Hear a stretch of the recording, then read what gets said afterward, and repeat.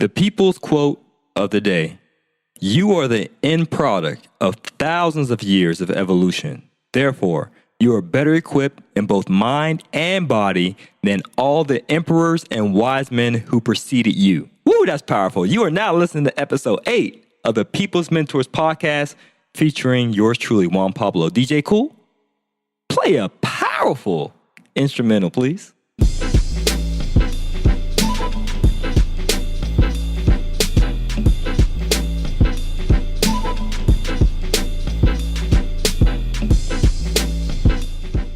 Today's topic of discussion, my friend, my listener out there is value in rarity. Now, today we're going to go over several outlines, so several points in this outline. Number 1, unique identifier. We'll also discuss in today's podcast, shout it to the rooftops. Number 3, you see the world differently, so own this. No one sees the world as you do. So we have 3 topics, 3 points we're going to discuss in today's topic. The people's question. 1, you are creating your competitors by teaching them to invest in real estate. So why would you continue to do this? And this was a question posed by my accountability partner, Kenny. And I greatly appreciate him asking this question so I can expound it upon a podcast today. So here's a personal experience from my story, my personal story. Kenny, my accountability partner, we meet about every other week just to keep each other accountable in each other's business. And he asked that question: why do you continue to train more real estate investors, even in your market, and find them deals in your same market? Won't you be creating your competitor? And I thought for a moment, and I realized, Kenny, we live in a world of abundance. There's more than enough for me and my fellow man. So just because I help someone find a real estate rental property, multifamily or single family, in the same market that I invest in, why would that take anything away from me? In fact, it makes me feel great that I'm able to help create more abundance for others and help be an integral part in helping that disgruntled employee get some passive income. I just see the world differently. And I had to mention to Kenny, how many times if you drove down the street, you saw one dry cleaner across the street and another one? How many times have you pulled up to a gas station and there was another one directly across the street, right? Do you think they're actually competing against each other and throwing eggs at each other's buildings and so forth and boycotting each other? No, because they realize the person on the right side of the street may find it more convenient to go to the right, or some people enjoy Shell gas station over BP. You know, other people have their preferences. There's no competition if you have the mindset of abundance. So let's dive into this. Okay. And one more thing, just to talk about my story. It's actually someone else's story. Michael Jordan. I heard some stories about Michael Jordan where he'll dribble the ball down the court and he will tell his defender the moves he's going to make. He will say, hey, I'm going to dribble down my right hand. I'm going to cross over to my left. I'm going to post up, and then I'm going to do a fadeaway jump shot. He would tell the defender this during an NBA game and actually execute it. So even though his quote unquote competitor knew the exact blueprint that Michael Jordan was going to implement, they still couldn't stop him. So with the same mindset, my friend, even though you are helping other people become more successful, that's not going to take away from your success. You're still going to be successful based upon your uniqueness. So let's get into that. Your unique identifier. Your brand is what makes you special.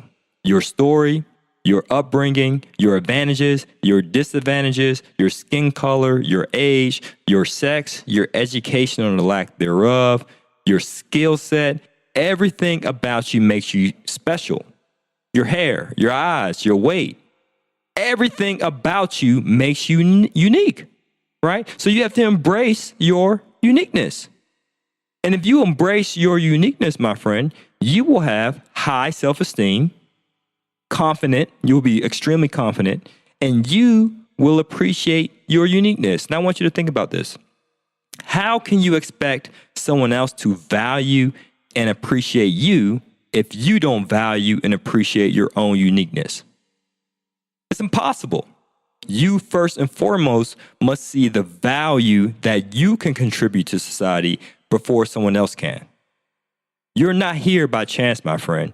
You are here on this earth, God's green earth, to fulfill a purpose. And only you can fulfill it. Why? Because you're unique. So embrace it. You must realize that you're special so that other people can see that you're special and will want to do business with you, want to buy your products, want to lease your properties, want to be your clients, want to be your customers, want to be your partners. They want to be with you because they value your uniqueness. So my question to you is this: what is your unique identifier?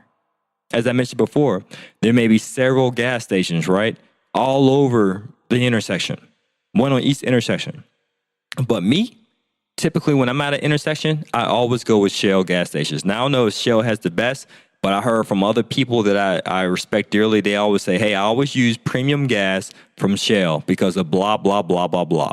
And from a long time, I've always used premium gas from Shell gas station, simply because someone else told me about Shell's unique identifier, that they were just the best. And if I identify with being the best and being incorporated with the best and being associated with the best, then I will continue to use the best, even if BP or Texaco or other competitors had cheaper gas. So the same thing has to go with you. What makes you unique? What makes you unique that people will want to do business with you, that people want to partner with you, that people want to be associated with you? Embrace your uniqueness. And in regard to business, whatever is your unique identifier should be shouted from the rooftops. And that brings us to point 2. If people don't know the difference between you and other companies, or between investing as a partnership with you or someone else, then why on earth would they invest with you? If they do not know your uniqueness or your brand, then how can they ever value it?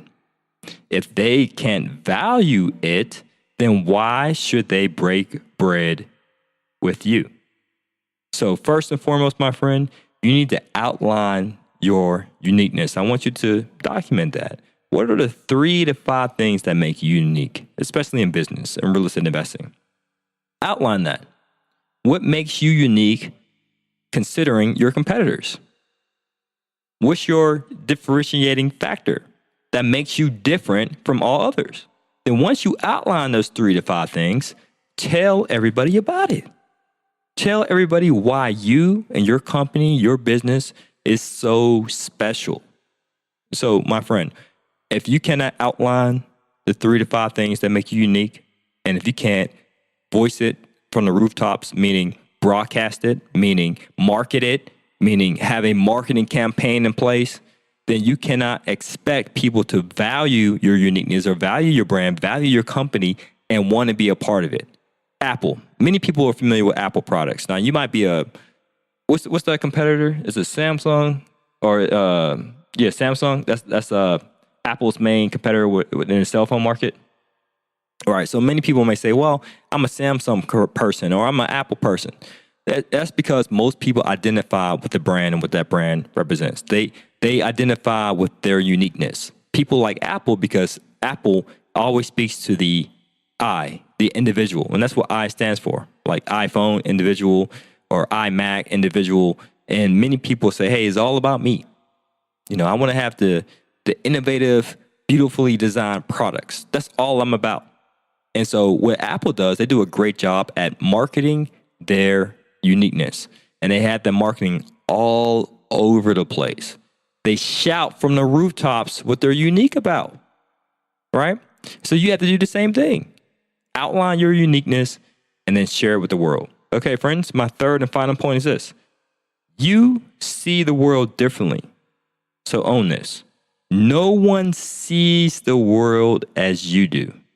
Thus, make decisions and call shots based upon your uniqueness, especially if you know you're right. Now, I did this with my team, right? So I'm an entrepreneur.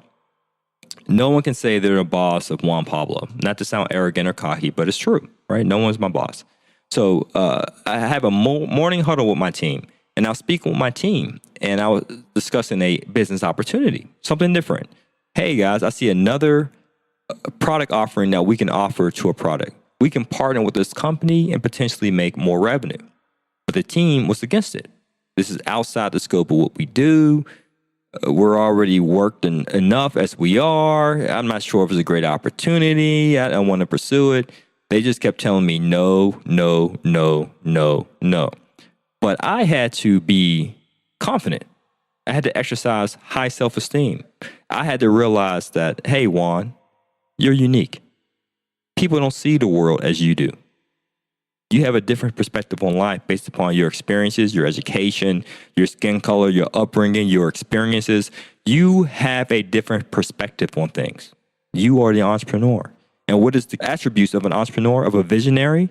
They always have ideas. Sure, some of those ideas may fall flat and never produce anything, but some of them, they may work. And I had this inkling, this gumption, right, that this idea would work. And so I stood my ground. And you might be thinking, well, it's easy for you to stand your ground, Juan Pablo, because you're the boss and they're your subordinates, they're your employees. No, that's not the case. It was all of them, about 7 or 8 of them against me. And I told them, hey, how was this company created? When someone asked me, hey, Juan, this is me starting a blog, so I didn't have a business around 100% finance. I just started off as a blog just to put the message out. But someone asked me who was watching the blog, hey, Juan Pablo, you talk a lot about mortgages and getting financing, business credit, because you guys offer that. Do you guys also offer credit repair? And I would say, we do now. And I said, I'll get back to you in a few days.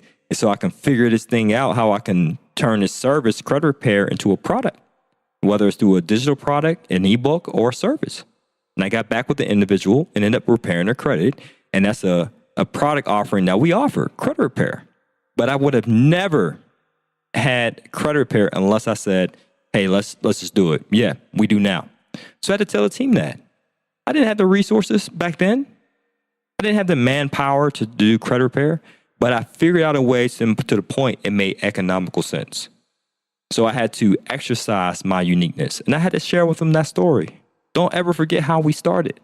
Some of you guys, I understand, might have started 2 weeks ago with the company or a few months ago, but the day ones I'm speaking to, remember how we started. We started by being unique and being creative, and we took action. Okay? So I want to just drive that point home. You see the world differently. So own this. Don't back down because of the majority.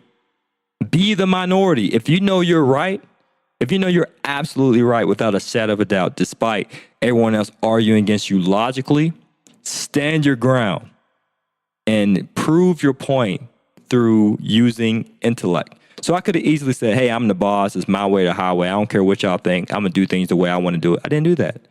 I effectively articulated my point of view, provided evidence as to why we should move forward with this new product offering. So after I articulated myself and used intelligence without just exercising my position as the owner of the company and the CEO, they all agreed.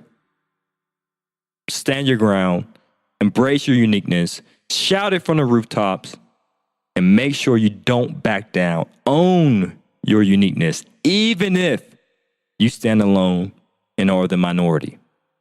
If you do that, my friend, you will be respected.